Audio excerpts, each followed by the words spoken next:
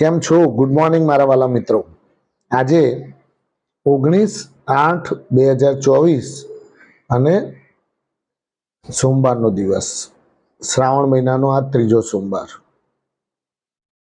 અને પૂનમનો દિવસ અને રક્ષાબંધનનો દિવસ, ભાઈ બહેનના પવિત્ર બંધનનો તહેવાર. મિત્રો, આજે શેર માર્કેટની અંદર તેજી ગિફ્ટ નિફ્ટી દ્વારા દેખાઈ રહી છે. કેટલી ટિકાઉ છે, કેટલી ટકી રહેશે એ હવે જોવાનું રહ્યું. બજાર કન્સોલિડેશન મોડમાંથી બહાર આવી અને શુક્રવારે જબરદસ્ત તેજી બતાવી અને આજે ફરીથી ગિફ્ટ નિફ્ટી તેજીમય જોવા મળી રહી છે. શનિવારે કેબિનેટની મિટિંગ મળી અને કેબિનેટની મિટિંગમાં મહત્વના નિર્ણયો લેવામાં આવ્યા. એમાંથી મેટ્રો જે સ્ટેશન્સ છે એને ડેવલપ કરવાના છે, તો એમાં ટીટાગઢ વેગન અને BEML આના ઉપર અવશ્ય ધ્યાન રાખજો. BEML એટલે ભારત અર્થ મૂવર્સ લિમિટેડ. ભારત અર્થ મૂવર્સ લિમિટેડ, એક BEML અને એક ટીટાગઢ વેગન, જેનું મેટ્રો સ્ટેશન્સના ઉપર વધારે કોન્સન્ટ્રેશન છે. પ્લસ RVNL અને IRFC તો ખરા જ.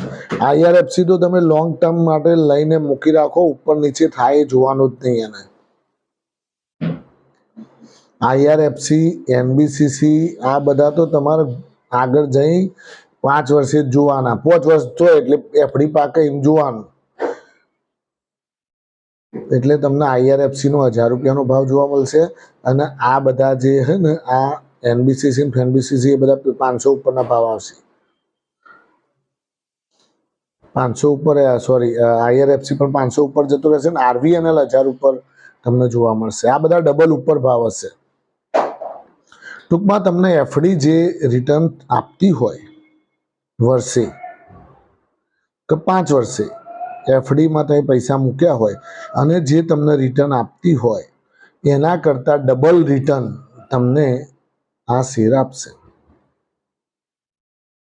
પણ લોંગ ટર્મ માટે, 5 થી 6 વર્ષ માટે. કારણ કે 5 થી 6 વર્ષમાં તો ઘણું બધું ઊંચું નીચું થઈ જશે. ઘણી વખતે શેર સેલર સર્કિટે મારે, પણ ગભરાવાનું નહીં. સેલર સર્કિટ મારીને પાછા ઉપર તો આવે જ આ બધા. એટલે એ વખતની વાત કરું છું. આ બધા 5 વર્ષની અંદર ક્યારે કેવા તબક્કા આવે, ક્યારે કયા શેર ઉપર કેવા ન્યૂઝ આવે, કેવા એ લોકોના રિઝલ્ટના ઇમ્પેક્ટ પડે છે, એના ઉપર આ બધી ડિપેન્ડ કરતું હોય છે. એટલે મિત્રો, આ તેજી જે છે એ તેજીમાં તમારે આપણે જે વસ્તુ કહેલી છે કે શોર્ટ ટર્મ હોય, તમારો ટાર્ગેટ 2 મહિના 2.5 મહિનાનું, એમાં તમને 10% રિટર્ન મળતું હોય તો તમારે નીકળી જવાનું. પછી બાજુવાળાને કે કોઈની રાહ જોવા રહેવાનું નહીં. તમારો ટાર્ગેટ અગર મીડિયમ ટર્મ છે, બહુ લાંબુ હોરાઇઝન નથી, 1 વર્ષ 2 વર્ષનું જ હોરાઇઝન છે તમારું, તો એમાં તમને 25% રિટર્ન મળતું હોય તો બોલે આગળ નીકળી જવાનું. અને કોઈનું હોરાઇઝન મિનિમમ 4-5 વર્ષ હોય તો ડબલ ના થાય ત્યાં સુધી આમાંથી નીકળવાનું. આ ધ્યાન રાખજો. આ 3 પોઈન્ટો તમે યાદ રાખજો. શોર્ટ ટર્મ, મીડિયમ ટર્મ, આમાં તમારો હોરાઇઝન કેવો છે, તમારે પૈસાની જરૂરિયાત ક્યારે પડવાની છે, તમારો એમ શું છે, તમે શેર માર્કેટમાં રોક્યા છે તો કેમ રોક્યા છે, તમારે કમાવા માટે આવ્યા છો કે પછી તમે શોર્ટ ટર્મ માટે ટ્રેડિંગ કરવા માટે આવ્યા છો, એ તમારે નક્કી કરવાનું. અને એના પછી તમે નિર્ણય લઈ તમે તમારી જાતને પૂછવાનું અંદરથી કે હું આ શાના માટે શેર બજારમાં આવ્યો છું, મારે હવે આમાં શું કરવાનું છે. એટલે તમને અંદરથી જ જવાબ મળશે. એટલે મિત્રો, તમે તમારી જાતને જ પૂછજો અને તમે તમારી જાતે ડિસિઝન લેજો કે આપણે લોંગ ટર્મ માટે ઇન્વેસ્ટમેન્ટ કરવું છે કે પછી મીડિયમ ટર્મ માટે. મેં ગઈકાલના વિડીયોમાં પણ તમને કહેલું કે ઇન્ટ્રાડે એફ&ઓ પોઝિશનથી દૂર રહેવાનું અને શોર્ટ ટર્મના ટાર્ગેટોથી દૂર રહેવાનું. કોઈ ટિપ્સ આપે તો દૂર રહેવાનું. આપણે કોઈ ટિપ્સ નહીં લેવાની. હા, આપણે સારા શેર્સમાં ઇન્વેસ્ટમેન્ટ કરવાનું અને એ પણ ઘટાડે. દોડતા શેરોમાં આપણે કંઈ પડવાની જરૂર નથી. ભલે મોટો આપણને ગમતો શેર હોય કે સારી કંપની હોય તો પણ ઘટાડો આવે એટલે લો.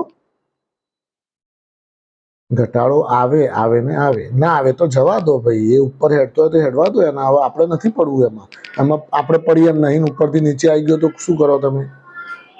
એમાં તમે શું કરી લો? નીકળી ના શકો અને તમારે પછી શું કરવું પડે? નુકસાન કરીને વેચવું પડે. એટલે તમારે આ વસ્તુ ખાસ ધ્યાન રાખવાનું કે નુકસાન તમારે કરવા માટે કેમ નુકસાન થતું હોય છે એ તમે મગજમાં તમારા ટોપિક શોધી કાઢજો. અમે તો બધા શોધીને બેઠા છીએ કે ભાઈ કયા કારણસર લોકો નુકસાન કરતા હોય છે. ઉતાવળા પગલા ભરે. કોઈ શેર દોડતો શેર હોય એમાં ચડી બેસે. 100માંથી 20% શેર્સ જ એવા હોય કે જે દોડતા શેર્સ તમને નફો આપે. ઘણી વખત તો એ ત્યાંથી પાછા વળે. તમે લોન ત્યાંથી પાછા વળે. કોઈક 8% ચાલે હોય તમે પાછા ચડી બેહો ને અને એ ત્યાંથી જ પાછું વળવા માંડે. એટલે આપણા નસીબનાથી હોય છે અમુક વસ્તુ. અમુક તેજી, અમુક ન્યૂઝ બેઝ હોય, અમુક એ 8% વાળામાં તમે બેઠા હોય 20%ની સર્કિટ મારે તો તમને ફાયદો પણ થાય. એટલે ઘણા લોકો ઓલા ઇલેક્ટ્રિકલમાં 105, 104, 106માં મને પૂછતા હતા કે લઉં કે ના લઉં. શોર્ટ ટર્મમાં આમાં વોલ્યુમ એટલું બધું જોવા મળી રહ્યું છે કે શોર્ટ ટર્મમાં તો ઉપર જ લેશે એવું દેખાઈ રહ્યું છે. એ વખતે સબસ્ક્રાઈબરને કહ્યું હતું પણ ખરા, તો એમણે 104, 105માં લીધા તો કદાચ 110, 15માં એમને વેચવા પણ મળ્યા હશે. અને 133 રૂપિયાની બાયર સર્કિટ મારી HSBCએ કે એમણે જે બાઇંગનો ટાર્ગેટ આપ્યો શુક્રવારે એટલે દોડતું થઈ ગયું. એટલે આવું બનતું હોય છે મિત્રો. તમારે તમારા રિસ્ક ઉપર અમુક વસ્તુઓ ડિસિઝન લેવાના હોય. પણ અમે તો તમને એઝ એ એડવાઇઝર તમને આટલું જ કહીએ છીએ કે તમે તમારા સારા શેર્સમાં ઇન્વેસ્ટમેન્ટ કરો. જેમ કે RVNL, IRFC, ઇરકોન, ટીટાગઢ વેગન હવે ઘટ્યો છે એટલે હવે તમારે ભેગા હળવે કરાય. રીતેશ, પછી અમુક જે સારી કંપનીઓ છે જે સ્ટાન્ડર્ડ ITC છે, હિન્દુસ્તાન યુનિલિવર છે, મારુતિ ઉદ્યોગ છે, અલ્ટ્રાટેક સિમેન્ટ છે, આ બધા તમારે લોંગ ટર્મ હોરાઇઝનથી લઈ શકાય. 4 મહારથીઓ તો આપણે કહેલા જ છે. એ 4 મહારથીઓ તો તમારી જોડે પડ્યા પણ હશે. કારણ કે કઈ વગાડીને કહું છું કે તો ઘટાડો આવે એટલે પકડજો જ. કારણ કે એ તમને આગળ જઈ 2-5 વર્ષે તમને તમારે કેટલું ડિવિડન્ડ આપે છે ને કેટલું તમને રિટર્ન આપે છે એ તમારે જોવાનું. પછી તમારે મને કહેવાનું કે કેવું રહ્યું. મિત્રો, બજાર આજે તેજીમય મુવમેન્ટમાં જોવા મળવાનું છે. તમને તમારા શેર્સના પોર્ટફોલિયો ઉપર કોન્સન્ટ્રેટ કરવાનું અને એ કોન્સન્ટ્રેશનમાં તમને એવું લાગે કે ભાઈ ના મને પ્રોફિટ થાય છે તો you have to select for the cell for particularly 10 to 20% only on your portfolios, particularly share wise. તમે તમારા પોર્ટફોલિયો પર જે પણ શેર્સ રાખેલા છે એમાંથી 10% કરીને તમારે શેર્સને નફો થતો હોય તો તમારે બુક કરતા રહેવાનું. તમારે તમારી રીતે ડિસિઝન લેવાનું કે તમે શોર્ટ ટર્મ માટે ઇન્વેસ્ટ કરેલું છે કે મીડિયમ ટર્મ માટે કરેલું છે કે તમારું લોંગ ટર્મ હોરાઇઝન છે. એ તમારે ડિસિઝન લેવાનું. Thank you very much. ખૂબ આભાર મિત્રો. આજનો રક્ષાબંધનનો પર્વ છે. શાંતિથી ભાઈ બહેનનો પર્વ છે. મનાવો, આનંદ માણો અને તમારી આજે તહેવાર એકદમ સુખીમય, સમૃદ્ધ અને હેલ્થ તમારી સારી રહે એવી બધા બહેનો વતી ભાઈઓને જે શુભકામનાઓ મળતી હોય છે એમાં મારી પણ શુભકામનાઓ. Thank you very much. ખૂબ ખૂબ આભાર મિત્રો.